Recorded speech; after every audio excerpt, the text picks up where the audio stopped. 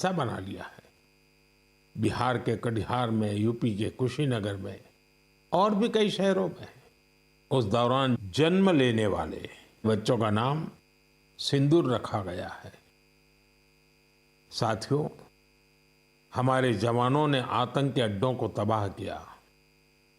यह उनका अदम्य साहस था और उसमें शामिल थी भारत में बने हथियारों, उपकरणों और टेक्नोलॉजी की ताकत।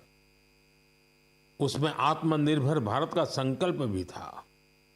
हमारे इंजीनियर्स, हमारे तकनीशियन, हर किसी का पसीना इस विजय में शामिल है।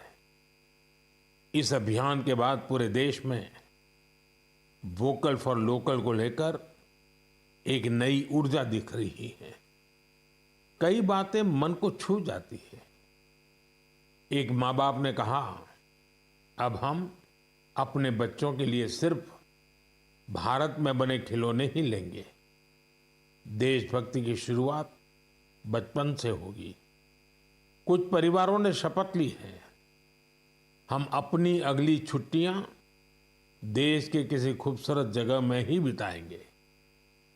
कई युवाओं ने मेड इन इंडिया का संकल्प लिया है, वो देश में ही शादी करेंगे।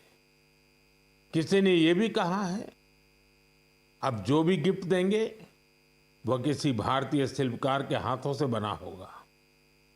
साथियों, यही तो है भारत की असली ताकत, जन मन का जुड़ाव, जन भागीदारी। मैं आप सबसे भी आग्रह करता हूं, आइए इस अवसर पर एक संकल्प लें। हम अपने जीवन में जहां भी संभव हो देश में बनी चीजों को प्राथमिकता देंगे।